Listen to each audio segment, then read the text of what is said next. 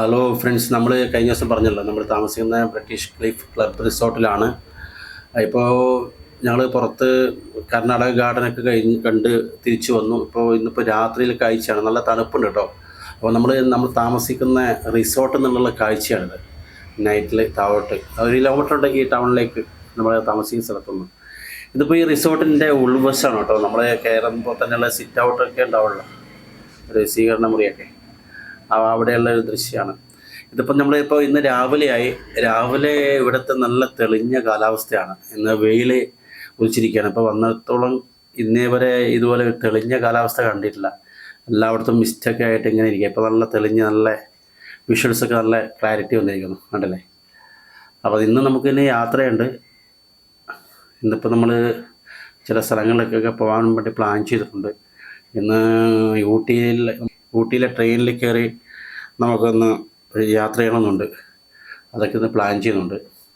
ഇത് നമ്മൾ താമസിക്കുന്ന റിസോർട്ടിൻ്റെ ഉൾവശമാണ്. ഇങ്ങനെയൊക്കെ ഉൾവശം എന്ന് പറഞ്ഞാൽ പുറത്തുള്ള ഭാഗങ്ങളാണ്. കഴിഞ്ഞ എപ്പിസോഡിൽ ഞാൻ ഇതൊക്കെ വിശദമായി കാണിച്ചിട്ടുണ്ടായിരുന്നു. എന്നാലും അത് കണ്ടിട്ടില്ലാത്തവർക്ക് കാണാൻ വേണ്ടിയിട്ടാണ്. നമ്മുടെ ഊട്ടി ടൗണിൽ നിന്ന് മുകളിലോട്ട് കയറി കഴിഞ്ഞാൽ ഉള്ളൊരു സ്ഥലമാണിത്. ഇവിടെ തൊട്ട് മുകളിലൊരു പള്ളിയുണ്ട് കേട്ടോ. അവിടുത്തെ മണിമുട്ടുന്ന ശബ്ദങ്ങളൊക്കെ ഇങ്ങോട്ട് കേൾക്കാം, മണിയടിക്കുന്നത്. അപ്പോൾ ഇതാണ് ഇവിടുത്തെ കാഴ്ചകൾ. അപ്പോൾ ഞങ്ങളിപ്പോൾ ഇന്ന് യാത്ര തിരിക്കുകയാണ്. ഇപ്പോൾ നമ്മളിപ്പോൾ നേരെ നമ്മളെ ഊട്ടി റെയിൽവേ സ്റ്റേഷനിലേക്കാണ് ഇപ്പോൾ യാത്ര ചെയ്യാൻ വേണ്ടി പ്ലാൻ ചെയ്യുന്നത്. അപ്പോൾ നമ്മൾ അങ്ങോട്ട് പോവാണ്. ഓക്കെ, അപ്പോൾ നമുക്ക് ട്രെയിനിലൊക്കെ യാത്ര ചെയ്ത് അവിടുത്തെ വിഷ്വൽസൊക്കെ ഒന്ന് എടുക്കാം. ഊട്ടിയിൽ വന്നു കഴിഞ്ഞാൽ ട്രെയിനിൽ യാത്ര ചെയ്യുക എന്നുള്ളത് ഒരു രസമായിട്ടുള്ള ഏർപ്പാടാണ്. പക്ഷേ അവിടുത്തെ ടിക്കറ്റ് സിസ്റ്റമൊക്കെ എങ്ങനെയെന്ന് അറിയില്ല. എന്തൊക്കെ പറയുന്നത് കേട്ടു, ബുക്ക് ചെയ്യാമെന്നോ അല്ല സീറ്റിംഗ് കപ്പാസിറ്റി മാത്രമേ ആൾക്കാരെടുക്കുന്നതൊക്കെ പറയുന്നുണ്ടായിരുന്നു. പോയി നോക്കണം, ഏതായാലും ഒരു ട്രയൽ ചെയ്ത് നോക്കാം, പോയി നോക്കാം. ഇപ്പോഴത്തെ ഹരിയേട്ടൻ വണ്ടിയായിട്ട് വന്നിട്ടുണ്ട്. വരാനില്ല, ഇവിടെ തന്നെ ഉണ്ട് ഞങ്ങൾ. അപ്പോൾ അതിനകത്ത് ഇനിയിപ്പോൾ അങ്ങോട്ടാണ്. ഊട്ടി റെയിൽവേ സ്റ്റേഷൻ ലക്ഷ്യമാക്കി നമ്മൾ വണ്ടിയിൽ പോവുകയാണ്.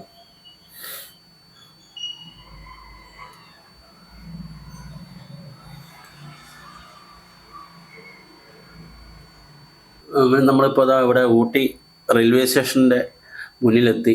റെയിൽവേ സ്റ്റേഷനൊക്കെ നല്ല ഗംഭീരമാണ് കേട്ടോ. പുതിയ എല്ലാ റെയിൽവേ സ്റ്റേഷനും ഇപ്പോൾ പുതുക്കി പണിയുന്ന പോലെ ഊട്ടി റെയിൽവേ സ്റ്റേഷൻ നല്ല ഭംഗിയാക്കി വെച്ചിട്ടുണ്ട്. നമുക്ക് അകത്തേക്കൊന്ന് കയറാം. ടിക്കറ്റ് പരിപാടിയൊക്കെ എങ്ങനെയാണെന്ന് നമുക്ക് അറിയണ്ടേ, നമുക്ക് കയറി നോക്കാം.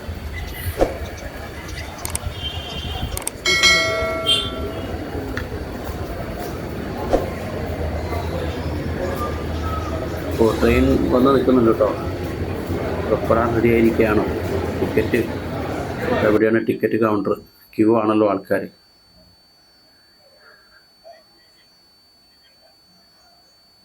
ടിക്കറ്റ് എടുക്കാൻ ക്യൂവിൽ വെയിറ്റ് ചെയ്യണം. അതാ ട്രെയിൻ റെഡി ആയിരിക്കുകയാണ്. നോക്കാം, നമുക്ക് ടിക്കറ്റ് കിട്ടണം, നമുക്ക് പോവാം അതിനകത്ത്.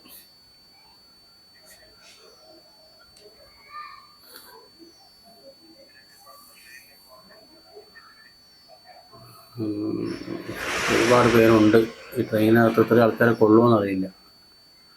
നോക്കാം എങ്ങനെയാണെന്ന്. നോർമൽ ടിക്കറ്റ് കൗണ്ടറാണ് ഇവിടെ കാണുന്നത്. റിസപ്ഷൻ ഒന്നും ഇല്ലേ, ഉണ്ടോ ഒന്നും അറിയില്ല. ട്രെയിൻ നമ്പർ 2 മണിക്ക് പുറപ്പെട്ട് 2 മണിക്കാണ് നമ്മുടെ ട്രെയിൻ. ഊട്ടി ടു കൂനൂർ. ഓ, ടിക്കറ്റ് കൗണ്ടർ ഉണ്ട് കേട്ടോ. ഇവിടെ എഴുതി വെച്ചിട്ടൊന്നുമില്ല, അതുകൊണ്ട് നമ്മളില്ലാന്ന് വിചാരിച്ചു. ഇതാണ് മറ്റേ ടിക്കറ്റ് കൗണ്ടറല്ല, ടിക്കറ്റ് റിസർവേഷൻ കൗണ്ടറുണ്ട്. ഒന്നും എഴുതി വെച്ചിട്ടില്ല, അതുകൊണ്ട് നമുക്ക് അറിയില്ല. ഇത്രയും ആൾക്കാർ നിൽക്കുന്നുണ്ടല്ലോ. ഇവിടെ റെയിൽവേ സ്റ്റേഷൻ നല്ല ഗംഭീരം കേട്ടോ. നല്ല രീതിയിൽ പണിത് നല്ല സൂപ്പറാക്കി വെച്ചിട്ടുണ്ട്.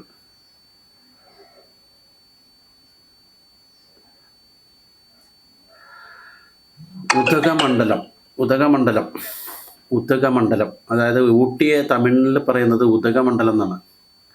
ചെറിയൊരു റെയിൽവേ സ്റ്റേഷനാണ് കേട്ടോ. വലിയ റെയിൽവേ സ്റ്റേഷൻ എന്നല്ല, ഇവിടുത്തെ ചെറിയ ട്രെയിനുകളാണ്, കുഞ്ഞു ട്രെയിനുകളാണല്ലോ, കണ്ടില്ലേ.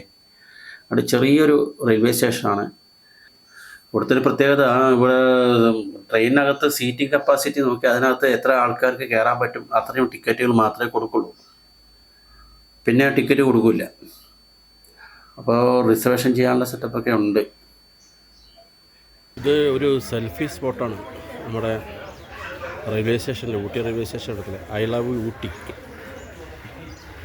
ട്രെയിൻ ഒരുപാട് സമയം ലേറ്റ് ആകുന്നുണ്ട്. നമ്മൾ എന്ത് ചെയ്യുന്നു, ആ പരിപാടി മാറ്റി. ഇനിയിപ്പോൾ അടുത്ത ഞങ്ങൾ എന്ത് ചെയ്യുന്നു, അടുത്ത സമയം ഇപ്പോൾ ഒരു 10-11 മണിയായി. അപ്പോൾ ഇനി ഭക്ഷണം കഴിക്കണം. ആ ഭക്ഷണം കഴിക്കാൻ വേണ്ടിയിട്ട് നമ്മളിനി പുറത്തേക്ക് പോകണം. അതിനുശേഷം അടുത്ത പരിപാടി പ്ലാൻ ചെയ്യണം. എവിടേക്കാണെന്നുള്ള പ്രോഗ്രാം ഇങ്ങനെ ആലോചിച്ചുകൊണ്ടിരിക്കുകയാണ്. നമ്മൾ ഇപ്പോൾ ഊട്ടി ബസ് സ്റ്റാൻഡിൽ എത്തിയിരിക്കുകയാണ് കേട്ടോ. ഇവിടുന്ന് എല്ലാ ഭാഗത്തേക്കും ബസ്സുകളുണ്ട്, കാണുന്നുണ്ട് കേട്ടോ. അപ്പോൾ നമ്മളിനിപ്പോൾ ഇവിടുന്ന് ബസ്സിൽ മസനഗുഡിക്ക് പോവാണ്. ഇവിടുന്ന് എല്ലായിടത്തേക്കും ബസ്സുണ്ട് കേട്ടോ. മേട്ടുപ്പാളയം, മധുരൈ, തൃച്ചി, തിരുപ്പൂർ, ഈറോഡ്, സേലം, കൂനൂർ, കോത്തഗിരി, മൈസൂർ, ബാംഗ്ലൂർ, കൂടല്ലൂർ, എല്ലായിടത്തേക്കും ഇവിടുന്ന് ബസ്സുണ്ട്. നമ്മുടെ വണ്ടി ഇവിടെ റെയിൽവേ സ്റ്റേഷൻ്റെ പാർക്കിങ്ങിലുണ്ട്.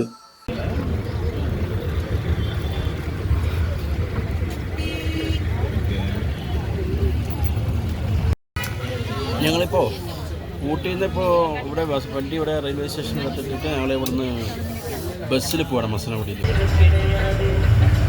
അപ്പോൾ മസനഗുഡി പോകുന്ന റൂട്ടൊക്കെ കുറച്ച് റിസ്ക് ആയിട്ടുള്ള വഴികളാണെന്നാണ് പറയുന്നത്. അതുകൊണ്ട് തന്നെ നമ്മുടെ കാറുകളൊന്നും അങ്ങോട്ട് കയറ്റി വിടില്ല. കാറ് കയറ്റി വിടാത്ത കാരണം നമ്മൾ മലയാളികളൊക്കെ അവിടെ വന്ന് 36ഓളം കർവുകളുണ്ട്, വളവുകളും തിരിവുകളും. അത് താഴത്ത് വലിയ കൊക്കയാണ് കേട്ടോ. അപ്പോൾ പപ്പുച്ചട്ടൻ പറഞ്ഞ പോലെ ഒന്ന് അങ്ങോട്ടോ ഇങ്ങോട്ടോ തെറ്റിയാൽ വലിയ കൊക്കയിലേക്ക് പോയി പതിക്കും. അങ്ങനെ ഒരുപാട് മലയാളികൾ ഇവിടെ കാറിൽ ഓടി വന്ന് ഈ കൊക്കയിലേക്ക് പതിച്ചിട്ടുണ്ട്. അതുകൊണ്ട് ഇവിടെ ഭയങ്കര സ്ട്രിക്റ്റായിട്ട് അങ്ങോട്ട് കടത്തി വിടുന്നില്ല. വന്നപ്പോൾ നമ്മൾ ആ വഴിയിൽ വലിയ മിസ്റ്റൊന്നും ഉണ്ടായിരുന്നില്ല. പക്ഷേ ഇവിടെ എത്തുമ്പോൾ അതാ മിസ്റ്റ് തുടങ്ങി, നല്ല മൂടൽ മഞ്ഞ് ഉണ്ടല്ലേ, ഒന്നും വ്യക്തമല്ലാത്ത രീതിയിൽ. അപ്പോൾ മുന്നിൽ വരുന്ന വാഹനത്തെ പോലും കാണാൻ വലിയ ബുദ്ധിമുട്ടാണ്. അപ്പോൾ അതുകൊണ്ട് തന്നെ റിസ്ക് ആയിട്ടുള്ളൊരു യാത്രയാണ്. പക്ഷേ റോഡൊന്നും കണ്ടിടത്തോളം വലിയ കുഴപ്പമായിട്ട് തോന്നുന്നില്ല. നല്ല റോഡുകളാണ് കേട്ടോ. ഞങ്ങൾ മനസ്സിലാക്കുന്നത് ഇവിടെ ഈ ജില്ല ഏതാണെന്നറിയില്ല കേട്ടോ. ഉൾപ്പെടുന്ന ജില്ലയിലെ ലൈസൻസ് എടുത്തിട്ടുള്ള ആൾക്കാർ, അതായത് ഈ വഴിയിലൂടെ നിരന്തരം യാത്ര ചെയ്ത് പരിചയമുള്ള ആൾക്കാർക്ക് മാത്രമേ ഈ കർവിലൂടെ വണ്ടി ഓടിക്കാനുള്ള പെർമിഷൻ കൊടുക്കുള്ളൂ. നമ്മുടെ കാറുമായിട്ട് വന്നാലും ലൈസൻസ് ഉള്ള ആൾ അവിടുത്തെ ആളായിരിക്കണം എന്നാണ് പറഞ്ഞു കേട്ടത്. അതുകൊണ്ട് അങ്ങനെ വിടില്ല, അല്ലാത്തവരെ സമ്മതിക്കില്ല എന്നാണ് വെച്ചാൽ. ഒരുപാട് പേര് വന്നിട്ട് ഈ കൊക്കയിലേക്ക് ഇങ്ങനെ മറിഞ്ഞ് വീട് പോയിട്ടുണ്ട്, ഒരുപാട് പേര് മരിച്ചു പോയിട്ടുണ്ട്. അപ്പോൾ അല്ലാത്തവർക്ക് എന്ത് ചെയ്യണം, വണ്ടി അവിടെ എവിടെയൊക്കെ നിർത്തിയിട്ട് ഇതുപോലെ ബസ്സിൽ വരണം.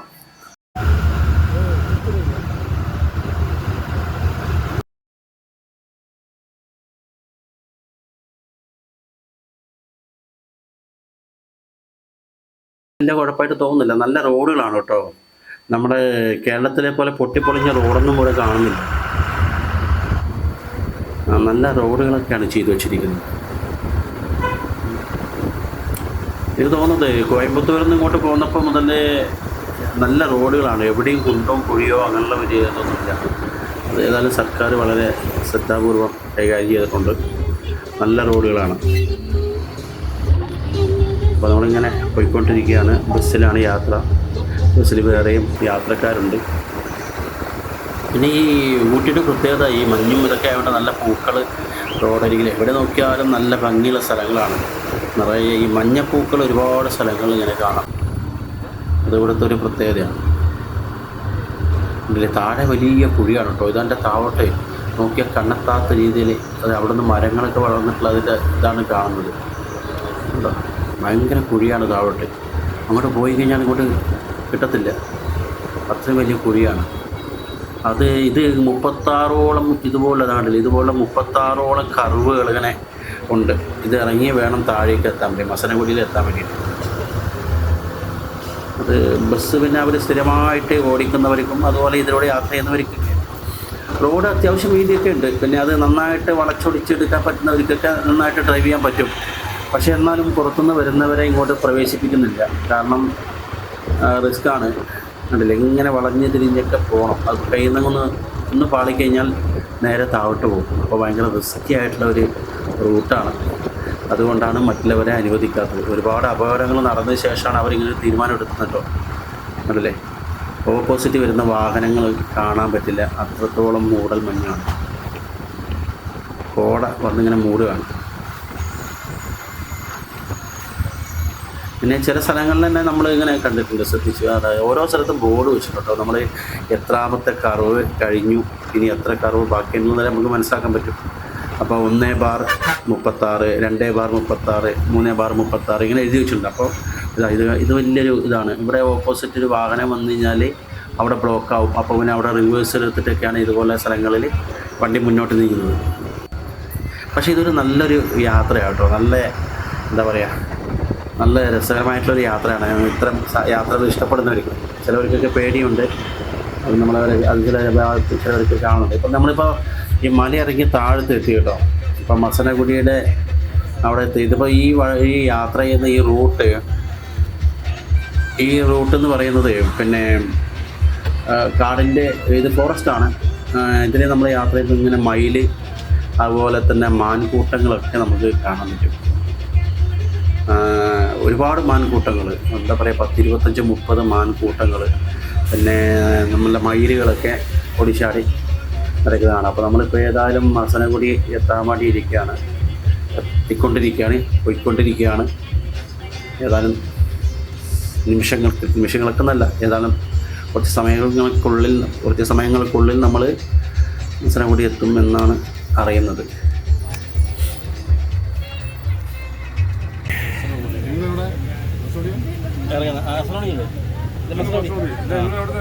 ഞങ്ങൾ ഊട്ടിന്ന് വരിക, എറണാകുളം. ഈ പ്രൈവറ്റ് ബസ്സിലാണ് കേട്ടോ. 36ഓളം വളവുകളും തിരിവുകളും ഹെയർപിന്നുകളൊക്കെ താണ്ടിയിട്ട് വരും. ഹെയർപിൻ 36 അല്ലേ. താണ്ടി നമ്മളിപ്പോൾ മസനഗുഡി എത്തി. ഇനിയിപ്പോൾ ഇവിടുന്ന് മസനഗുഡി അല്ലേ. ഇപ്പോൾ നമ്മൾ ബസ്സിൽ തന്നെ ഒരാൾ പരിചയപ്പെട്ടു. എന്നോട് ഒരാൾ ചോദിച്ചു എവിടെ നിന്ന് വരുന്നു എന്നൊക്കെ ചോദിച്ചു. മലയാളത്തിലാണ് ചോദിച്ചത്. അപ്പോൾ മലയാളിയാണെന്ന് മനസ്സിലായി. അപ്പോൾ പരിചയപ്പെട്ടു. അപ്പോൾ അദ്ദേഹം പറഞ്ഞത് അവിടെ മസനഗുഡിയിലെ പഞ്ചായത്ത് എന്തോ ചെയർമാനാണെന്ന് പറഞ്ഞു. അയാൾ DMK പാർട്ടിയുടെ ഒരാളാണ്. ചെന്നൈയിൽ എന്തോ മിനിസ്റ്ററെ കാണാൻ വേണ്ടി പോയിട്ട് വരികയാണ് എന്നൊക്കെ പറഞ്ഞ് ഞങ്ങൾ ബസ്സിൽ നിന്ന് പരിചയപ്പെട്ടു. അങ്ങനെ പുറത്തിറങ്ങി ഞങ്ങൾ ഒരു ഫോട്ടോ ഒക്കെ എടുത്ത് അവിടെ അടുത്ത ചായക്കടയിൽ പോയി ഒരു ചായയൊക്കെ കുടിച്ച് സംസാരിച്ചപ്പോൾ ഞങ്ങളവിടെ എത്തിയപ്പോൾ ഒരു 3 മണിയൊക്കെ കഴിഞ്ഞിരുന്നു കേട്ടോ. അപ്പോൾ അദ്ദേഹം പറഞ്ഞത് ഇവിടെ മസനഗുഡി നമ്മൾ പോയതിൻ്റെ ഉദ്ദേശം, അവിടെ മസനഗുഡിയിൽ എത്തിക്കഴിഞ്ഞാൽ അവിടെ നിന്ന് ജീപ്പ് പിടിച്ച് ലോക്കൽ, അവിടെ നിന്ന് ജീപ്പ് സർവീസ് ഉണ്ട്. അത് നമ്മൾ അറേഞ്ച് ചെയ്ത് നമ്മൾ ലോക്കൽ അതിൻ്റെ ഫോറസ്റ്റ് ഏരിയ ഉണ്ട് ചില വഴികളിൽ. ആ വഴികളിലൂടെയൊക്കെ പോയി കഴിഞ്ഞാൽ നമുക്ക് ആന, കടുവ, അങ്ങനെ പുലി, ഇങ്ങനെ പോലെ സിംഹം ഒഴിച്ച് ബാക്കിയെല്ലാം കാണാമെന്നാണ് അദ്ദേഹം പറഞ്ഞത്. അങ്ങനെ മൃഗങ്ങളൊക്കെ കാണാൻ പറ്റും. പക്ഷേ നമ്മൾ പോയ സമയം കുറച്ച് വൈകിപ്പോയി. കാരണം വെച്ചാൽ നമ്മൾ അങ്ങനെ കറങ്ങി തിരിച്ച് വരുമ്പോഴേക്ക് നമുക്ക് തിരിച്ച് ഊട്ടിക്ക് പോകാനുള്ള ബസ് അവിടെ നിന്ന് ഉണ്ട്, എന്നാലും കുറവാണ്. പക്ഷേ വേറൊരു കാര്യം അദ്ദേഹം പറഞ്ഞത്, അദ്ദേഹം ഈ പറഞ്ഞ ചെന്നൈയിൽ നിന്ന് ഊട്ടി വഴി വന്നതാണെന്ന്. നമ്മുടെ കൂടെ ബസ്സുണ്ടായിരുന്നു. അപ്പോൾ ഇന്നത്തെ കാലാവസ്ഥ വളരെ മോശമാണ്. കോടമഞ്ഞ് കുറച്ച് കൂടുതലാണ്. മഴയൊക്കെ ഉണ്ടാവും.